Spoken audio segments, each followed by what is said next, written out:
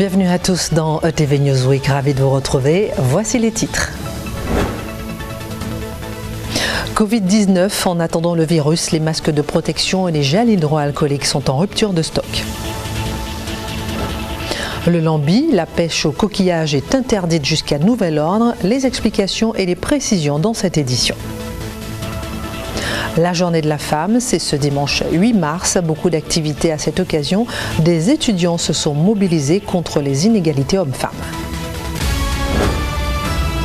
On va commencer avec le coronavirus. La psychose est plus forte que le virus qui n'est pas présent pour l'instant en Guadeloupe. Les supermarchés sont dévalisés, tout comme les gels hydroalcooliques ou encore les masques. Voici les précisions de Marius Mathieu. Dans la plupart des pharmacies ce mercredi matin, ces pancartes annoncent des ruptures de stock de gel hydroalcoolique et masques de protection. Face à la peur du coronavirus, ces professionnels de santé ont dû faire face à l'inquiétude grandissante de la population. La question qui se pose à ce jour, bien sûr, c'est est-ce que nous avons des masques ou des gels hydroalcooliques? Comme vous pouvez le constater, il n'y en a plus. Dû à une rupture de stock, pas forcément dû aux fournisseurs, mais le fait que les gens se soient rués sur les produits, chose inhabituelle à ce jour. Mardi, Emmanuel Macron a annoncé la réquisition des stocks de masques de protection jusqu'au 31 mai pour en assurer l'accès prioritaire aux professionnels de santé et aux patients atteints par la maladie. Face au coronavirus, inutile de se ruer sur ces produits. Des gestes simples mais efficaces sont préconisés. Les conseils, ce sont des conseils hygiéno-diététiques de tous les jours. Bien se laver les mains. Effectivement, s'il n'y a pas de gel hydroalcoolique, on refaire la méthode ancienne, puisqu'avant il n'y avait pas de gel. Donc, se laver les mains de l'eau et du savon, bien frotter, bien rincer et surtout essuyer en tamponnant. Voilà. Dans l'archipel guadeloupéen, l'ensemble des tests réalisés sur des cas suspectés sont revenus négatifs. Il n'y a pour l'heure aucun cas avéré de coronavirus sur le territoire, selon la préfecture de la région Guadeloupe. Où en est-on précisément de l'épidémie aux Antilles? Le coronavirus est en Martinique, à Saint-Martin, en Guyane ou encore en République dominicaine. Voici le point avec Tom Gagnou. Le coronavirus, nommé Covid-19 par l'OMS, est apparu en décembre 2019. Ce lundi, la barre des 3000 morts a été dépassée. La France, un nouveau foyer aigu de la contamination en Europe, recense 130 cas et 2 morts. Alors naturellement, le Covid-19 fait peur. Il fait peur car il se propage très vite et surtout parce qu'il peut tuer. Aux Antilles, en tout, 11 cas ont été confirmés, 5 cas en Guyane, 1 cas en République dominicaine, 3 cas à Saint-Barthélemy et encore plus près de la Guadeloupe, 2 cas en Martinique. Pour l'heure, la Guadeloupe reste épargnée, mais le plan de lutte contre l'épidémie est passé au stade 2. Ce nouvel échelon va engendrer quelques changements sur l'île. Tout d'abord, l'abandon de la règle de maintien en quatorzaine pour les personnes revenant des zones oranges. Ces dernières sont invitées à ralentir leur vie sociale et à s'auto-surveiller.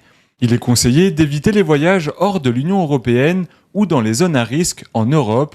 Et enfin, tous les événements rassemblant plus de 5000 personnes dans un espace confiné seront désormais interdits. Ce sont surtout les aéroports et les bateaux de croisière qui suscitent le plus d'inquiétudes.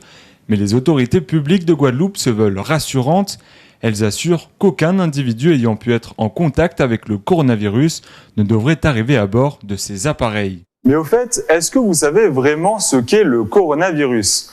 Le coronavirus sont une grande famille de virus qui provoquent des maladies allant d'un simple rhume à des pathologies plus sévères comme le MERS ou le SRAS. Le Covid-19, identifié en janvier dernier en Chine, est un nouveau genre de coronavirus. Alors, comment se transmet ce virus? Si les modes de transmission restent encore peu connus, plusieurs hypothèses sont privilégiées. Les premières personnes à avoir contracté le virus s'étaient rendues au marché de Wuhan, en Chine. L'origine animale est donc privilégiée, mais on l'a bien vu par la suite, la transmission interhumaine a été confirmée. Il existe plusieurs façons possibles d'être contaminé. Tout d'abord, en touchant une surface contaminée et en portant la main à sa bouche. Il faut savoir que le Covid-19 n'est capable de survivre que quelques heures à l'extérieur et sur des surfaces sèches. Le risque d'être contaminé par un colis en provenance de Chine, par exemple, est quasi nul. Ensuite, il y a la contamination par les postillons liés à un éternuement ou une toux.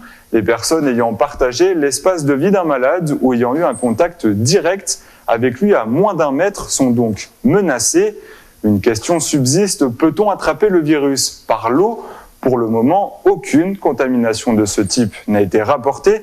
Toutefois, la source n'a pas complètement été écartée. Du coup, quels sont les symptômes du virus ?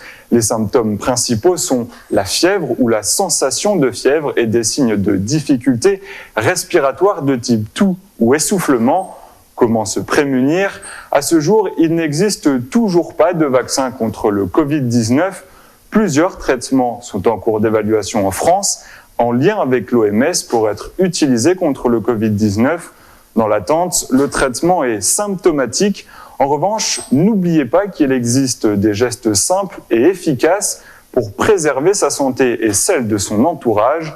Se laver les mains régulièrement, tousser ou éternuer dans son coude, saluer sans se serrer la main, éviter les embrassades, utiliser des mouchoirs à usage unique et bien sûr, porter un masque quand on est malade. Et puis sachez que quoi qu'il advienne, les élections municipales sont bel et bien maintenues et auront lieu dès le week-end prochain. Passons à présent à notre pêche en Guadeloupe. Je vous le disais en titre, l'ouverture de la saison de la pêche au lambi est menacée cette année, de moins en moins de ressources. Voici les précisions et les explications de Constantin Pelletier. Le lambi, star des Antilles, est en train de disparaître. Le 20 février, le comité régional des pêches de Guadeloupe a décidé de ne pas ouvrir la saison du lambi. D'habitude, les professionnels peuvent pêcher ce coquillage pendant 4 mois. Mais cette année, les ressources sont trop faibles. La direction de la mer, évidemment, soutient tout ce qui va dans le sens de la préservation de la ressource. Et en ce domaine, il y a pas de secret, ni malheureusement de miracle. C'est l'arrêt, la suspension de la pêche qui fait que la ressource peut se renouveler et arriver à une masse critique suffisante pour que une pêche durable puisse s'effectuer. Il y aura un effort de police à faire dans le sens où tous les lambis qui seront proposés à la vente devront être des lambis importés ou importés congelés. Et donc, il faudra que les marailleurs ou les pêcheurs puissent prouver que ce lambi a été pêché ou acheté avant la date d'interdiction et donc congelé en début 2020 au plus tard. Cette décision du comité des pêches ne fait pas que des heureux. Pour ce marin-pêcheur qui travaille depuis 16 ans, la suspension de la pêche au lambi signifie pour lui mettre la clé sous la porte. J'ai toujours privilégié des pêches sélectives, donc j'ai toujours fait de la pêche sous-marine et mon revenu principal venait du lambi. Ça représentait 75% de mon chiffre d'affaires. Donc je vais devoir me recycler. C'est pas avec le poisson et la langouste que je fais en apnée que je vais gagner ma vie. Ou alors il me faudrait que je me mette au filet et au casier, mais c'est pas dans ma philosophie. Mais la pêche, je crois que c'est derrière moi. Si l'interdiction de pêcher est a priori une bonne nouvelle pour les ressources en coquillage, Laurent craint que cette mesure profite aux braconniers. Je pense qu'il serait bien aussi d'interdire la consommation du lambi au niveau des restaurants. Parce que si on supprime la pêche mais que la demande est toujours là, le braconnage sera là aussi. Et la raison fondamentale de la situation actuelle avec le lambi, c'est le braconnage. Si on avait respecté ces 4 mois de pêche, il y aurait encore du lambi largement pour tout le monde. La suspension de la pêche au lambi pourrait se prolonger sur les 3 prochaines années. En attendant, à vous de surveiller votre assiette au restaurant. À une semaine des municipales, on sait que l'un des principaux sujets de préoccupation des Guadeloupéens, c'est l'eau. Où en est-on ? Amélioration ou complication ? Constantin Pelletier. L'eau potable en Guadeloupe, c'est un casse-tête où se mêlent syndicats, communes, départements et régions. Pour y voir clair dans ces eaux troubles, il faut rappeler que la distribution d'eau potable est une compétence des communes ou de leurs groupements. Contrairement à d'autres services publics, la gestion de l'eau n'est pas centralisée. La compétence eau potable est devenue obligatoire auprès des collectivités territoriales. Elles doivent assurer ce service qui est public finalement. Et ce sont donc des collectivités territoriales, donc des municipalités ou des groupements de municipalités qu'on peut appeler des établissements publics de coopération intercommunaux. L'idée, c'est de mutualiser les compétences au sein de plusieurs municipalités pour qu'elles puissent rendre un service public de qualité auprès des usagers.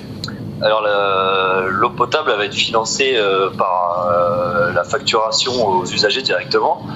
Et donc c'est là où tu peux avoir des disparités d'une commune à une autre.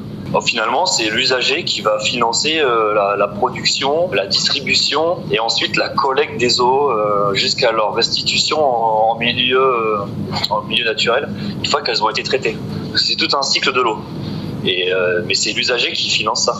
En Guadeloupe, l'eau est gérée par 5 établissements publics de coopération intercommunaux. Ils administrent chacun une zone géographique. Le problème, c'est que la gestion de certains de ces EPCI est loin d'être irréprochable.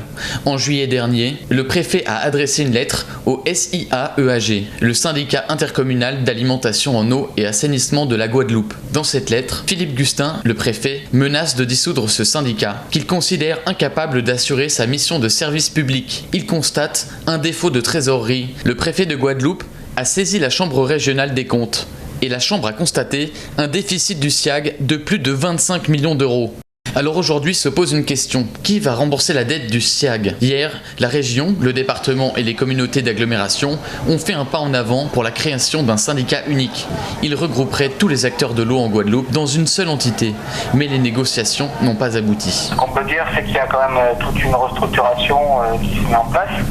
Et c'est ce qui fait qu'on a un peu de mal à intervenir, c'est de savoir quelles sont réellement les collectivités, quels postes, quelles personnes, quelles structures on peut aider.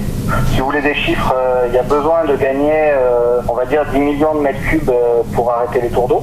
1/7 de la production, ça fait un effort important. Sinon, on peut parler d'une fuite tous les 250 ou 300 mètres de tuyaux à peu près. Alors là, je parle de fuite à la fois visible, invisible, sur branchement, sur conduite. C'est beaucoup de fuites qui sont liées en fait au branchement. En fait, que il n'y a pas d'entretien des compteurs, il n'y a pas d'entretien des branchements, il y a beaucoup de fuites qui sont même sur le domaine privé. Pour que la situation s'améliore, elle peut s'améliorer rapidement. Il y a déjà des travaux, il y a une cinquantaine de fuites qui vont être réparées par la région au mois de mars. Ça a commencé début de semaine, je pense. Donc il y a déjà des travaux qui sont en cours, il y a des procédures qui sont en cours, donc la situation peut s'améliorer. Après, pour mettre fin au tour d'eau, l'objectif pour l'instant, il reste raisonnable à parler de fin 2020.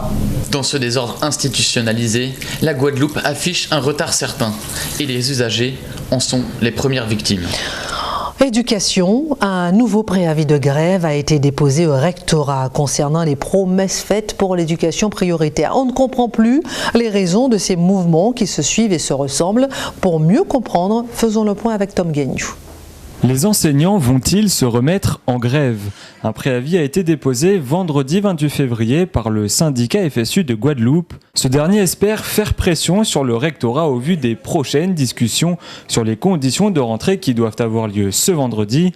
Si les syndicats ne sont pas satisfaits des débouchés, ils auront entre le 5 mars et le 3 juillet pour organiser des actions. Aujourd'hui, le ministère nous a répondu en partie favorablement sur les suppressions de postes, puisque au lieu de 56 fermetures dans le second degré, il n'y aurait plus que 20 fermetures dans le second degré. Et sur les 16 fermetures dans le premier degré, ce serait l'annulation pure et simple de ces suppressions de postes. Nous sommes en train donc de discuter avec les collègues. En assemblée générale, les établissements sont en train donc de discuter de ces mesures. Et ce préavis, il couvre suffisamment de temps pour que demain, effectivement, lorsque nous allons être reçus par le recteur, mais également vendredi, lorsque nous allons être reçus par le recteur pour travailler sur la carte de l'éducation prioritaire, si nous n'étions pas satisfaits, nous soyons en capacité très rapidement d'appeler à mobilisation et à la grève. Les discussions de ce vendredi avec le rectorat détermineront la marche à suivre pour les prochains jours. En attendant, les syndicats FSU seront mobilisés ce mardi soir, place de la Victoire à Pointe-à-Pitre, pour protester contre le 49.3. Comme je vous le disais le week-end dernier, dans le dossier France-Antilles, Xavier Niel a déposé son offre de reprise. L'homme d'affaires ne reprendrait pas tous les salariés pour arriver à maintenir la version papier en Guadeloupe et en Martinique et développer la version numérique en Guyane. Marius Mathieu. Ce mardi midi, devant les locaux de France-Antilles, des dizaines de salariés du groupe se réunissent en assemblée générale. Dans son offre de reprise, Xavier Niel proposerait de garder 114 des 235 employés actuels. L'investissement total, lui, s'élèverait à 8 millions d'euros, dont 3,5 millions d'euros de financement public. Maintenir une parution quotidienne en Guadeloupe et Martinique serait une volonté du repreneur potentiel. L'offre surveillée de près se révèle décevante pour les salariés. On ne peut être que dubitatif et là nous avons trouvé nous à 114 pour faire en quotidien sur les 2 départements. Donc on ne peut pas comprendre raison là et qui court ça n'est quoi. C'est que réellement ils ont dessiné un plan, mais plan là pas défini avec les représentants du personnel et les salariés et c'est ça nous avons dit qu'il est hors de question qu'ils fassent un projet de reprise sans les salariés dedans. L'objectif des salariés du groupe, négocier pour maintenir un maximum d'employés et garantir de bonnes conditions de départ à ceux qui le souhaitent. L'offre pourra être améliorée avant le 5 mars. Le tribunal de commerce étudiera définitivement le dossier le 10 mars prochain. Souvenez-vous des bouteilles de limonade, par exemple, consignées il y a quelques années. C'est une des pistes que le gouvernement a choisi pour lutter contre l'utilisation du plastique. Et c'est par la Guadeloupe que ces consignes de bouteilles d'eau vont commencer. Les précisions de Constantin Pelletier. C'est une solution pour réduire les déchets en plastique ou en verre. Les bouteilles seront consignées dès 2021 en Guadeloupe. La consigne, c'est cette valeur payée pour l'emballage qui est rendue à l'acheteur quand il retourne une bouteille à son point de vente ou à un centre de collecte. Dans cette déchetterie, la directrice salue cette initiative de la région.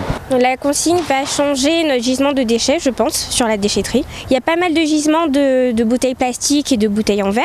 Les bouteilles en plastique, ça représente à peu près, on va dire, 3% de notre gisement. Oui, on en a quand même, considérablement. On les conditionne, on les met en balle, on les expédie vers des centres de traitement agréés qui sont censés en refaire du plastique. Puisqu'en fait, nous, la déchetterie a été créée pour de la valorisation au maximum des déchets. Mais je trouve que c'est un très très beau projet que la région a signé.